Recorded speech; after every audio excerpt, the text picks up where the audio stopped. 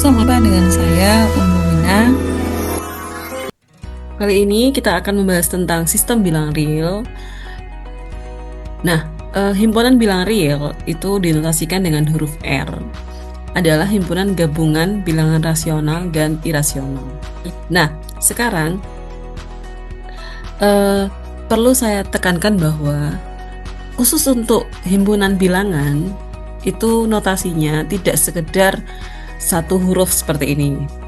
Jadi misalkan bilangan real itu harus ada tambahan garis dalam huruf R itu tadi. Jadi kalau misalkan kita ingin menotasikan huruf bilangan real ya, himpunan bilangan real, maka harus ada tambahan garisnya. Umumnya itu biasanya di sini. Di sini. Nah, jadi seperti itu. Khusus untuk himpunan bilangan. Kalau secara komputer gitu ya, digital itu sudah ada notasinya ya. Sedangkan kalau manual itu ya harus ditambahi garis lagi. Tidak hanya sekedar huruf R. Nah, jadi kembali lagi ke sini. Bilangan rasional itu adalah salah satu himpunan bagian ya dari bilangan real, yaitu bilangan yang dapat dijadikan pecahan dua bilangan bulat dengan penyebutnya tidak boleh sama dengan 0. Nah, bilangan rasional itu dinotasikan dengan huruf Q. Nah, sama seperti yang saya sampaikan tadi, kalau himpunan bilangan itu tidak boleh hanya satu huruf persis seperti huruf Latin ya, tapi harus ada tambahan garisnya. Secara matematika, bilangan rasional itu bisa dinotasikan bentuknya seperti ini ya. P per Q dengan P dan Q itu adalah bilangan bulat, elemen dari bilangan bulat, dan Q tidak sama dengan 0. Contohnya ini ya, 2 per 3, min 1 per 6, 3 per 3. Nah, kalau kita lihat ini kan bilangan bulat ya, adik-adik. Jadi merupakan pecahan atau pembagian dari bilangan bulat. Seperti itu. Nah, kayak ini juga minnya ini bisa dianggap di 1 atau di 6 ya. Itu adalah bilangan bulat. Oke. Sekarang beralih ke bilangan bulat itu apa? Bilangan bulat itu bisa dinotasikan dalam bentuk matematika seperti ini ya.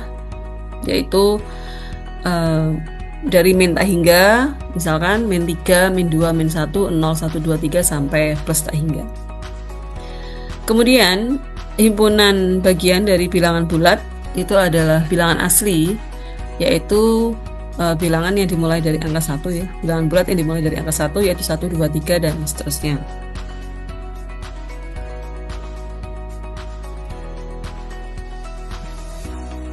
Oke, sekarang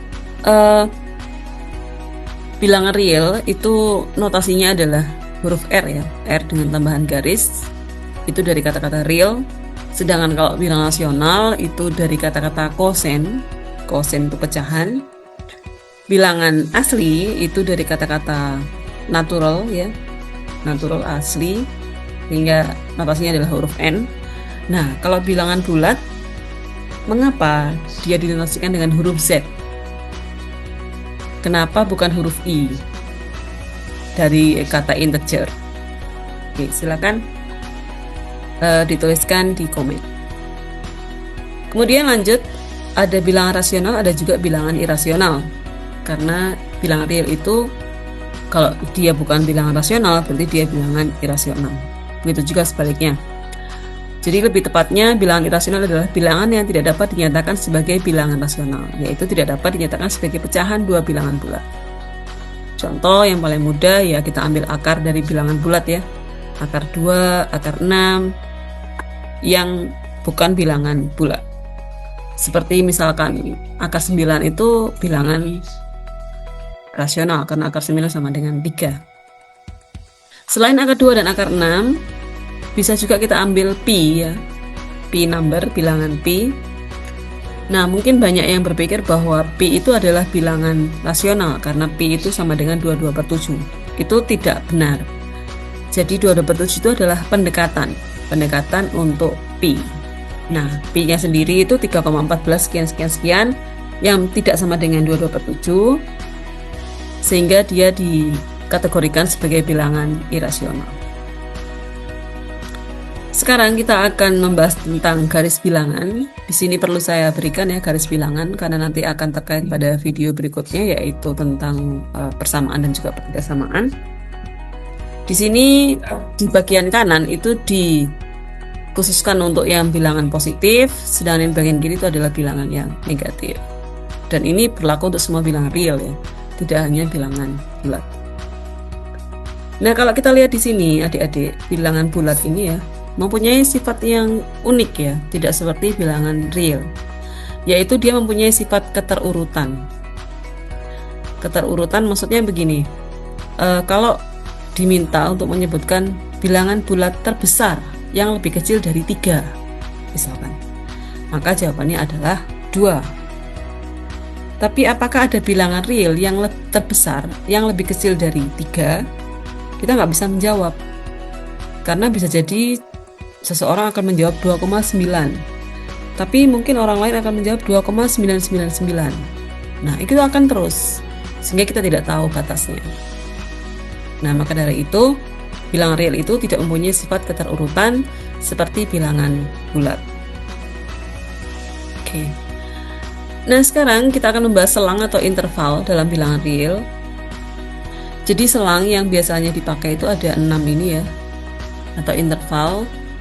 Jadi kalau misalkan X itu berada di selang tertutup A sampai B, jadi tertutup ya namanya selangnya, maka berarti X itu lebih besar sama dengan A dan X kurang dari sama dengan B. Contohnya, X berada di selang min 2 sampai 5. Oke, ini bukan koma ya, tapi sampai. Maka artinya X lebih besar sama dengan min 2 dan X kurang dari sama dengan 5. Selang yang kedua itu adalah selang terbuka, untuk ini A-nya, B-nya selang tertutup. Artinya adalah X lebih dari A dan X kurang dari sama dengan B. Jadi di sini sama dengannya nggak ikut ya. Contohnya ini, X berada di 0 sampai 8/5, berarti ini X-nya lebih dari 0 dan X kurang dari sama dengan 8/5.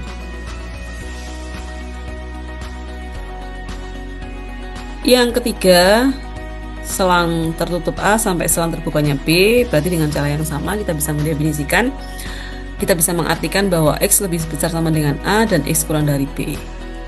Oke, contohnya artinya adalah X lebih besar sama dengan min 6 dan X kurang dari akar 7. Jika selangnya terbuka semua, artinya adalah X lebih besar dari A dan X kurang dari B. Sedangkan kalau untuk selang yang memuat infinity atau tak hingga, itu selangnya misalkan di sini sama-sama terbuka, artinya adalah X lebih besar dari A. Misalkan X berada di selang terbuka setengah sampai tak hingga, maka X lebih besar dari setengah. Sedangkan kalau X-nya itu mempunyai batas atas ya, yaitu misalkan B, berarti artinya X kurang dari sama dengan B. Contohnya X berada di ini negatif ya, selang min tak hingga sampai min 10, maka artinya X kurang dari sama dengan 10. Nah, di sini yang perlu diperhatikan adalah untuk selang yang memuat tak hingga ini ya, maka selangnya itu harus selalu terbuka, adik-adik ya. Jadi harus selalu terbuka, tidak ada bentuk selang tertutup yang memuat tak hingga. Itu ya. Kenapa ya? Karena kalau tak hingga itu kan berarti tidak ada batasnya ya, tak terhingga, tak terbatas gitu, sehingga kita nggak bisa menutup seperti itu. Tapi kalau misalkan seperti ini, kita bisa mendapatkan batas atasnya itu adalah B dan batas bawahnya itu adalah A, seperti itu. Oke, sekarang kita beralih ke persamaan. Persamaan di sini mulai dari yang persamaan linier, ya, pangkatnya 1, pangkat tertingginya 1, dan nanti ada persamaan kuadrat.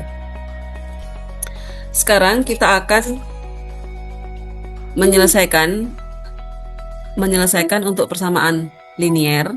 Misalkan 2x plus 4 sama dengan 10 min x. Caranya bisa macam-macam ya adik-adik ya.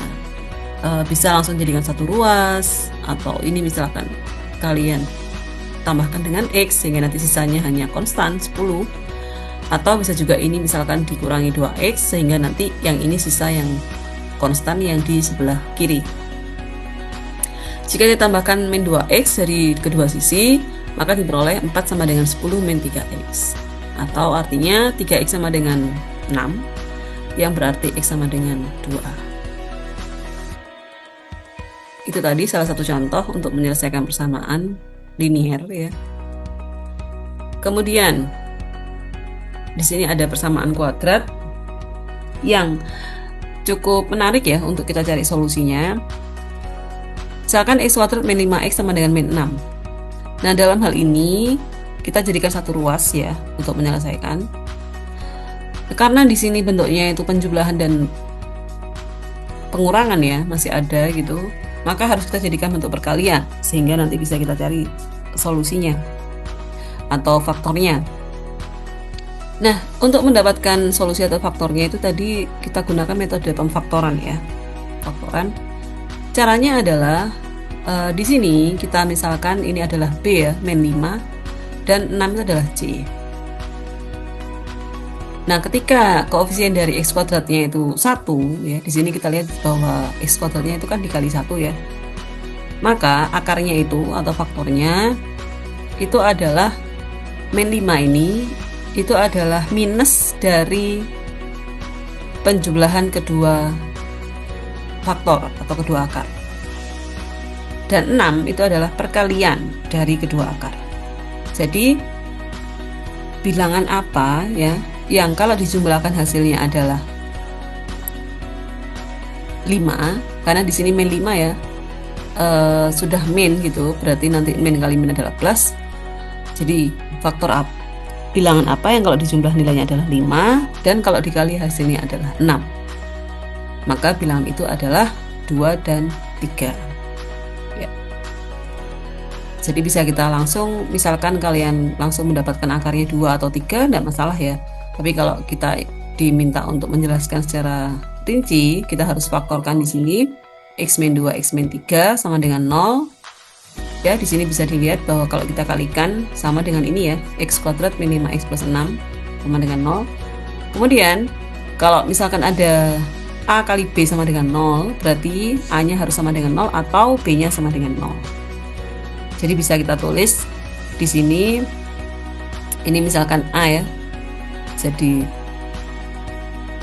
A misalkan di sini ya, ini adalah A, dan misalkan yang di sini itu adalah B.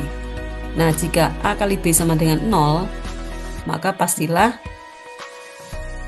A-nya yang 0 atau B-nya yang B. Nah, jika A-nya 0, berarti X min 2 sama dengan 0, artinya X sama dengan 2. Jika B-nya yang 0, berarti X min 3-nya 0, artinya X sama dengan 3. Jadi seperti itu adik-adik penjelasan terkait cara mendapatkan akar atau faktor dari persamaan kuadrat. Semoga membantu. Lain kali akan kita lanjutkan video tentang pertidaksamaan dan juga nilai mutlak. Sampai ketemu, have a nice day. Assalamualaikum warahmatullahi wabarakatuh.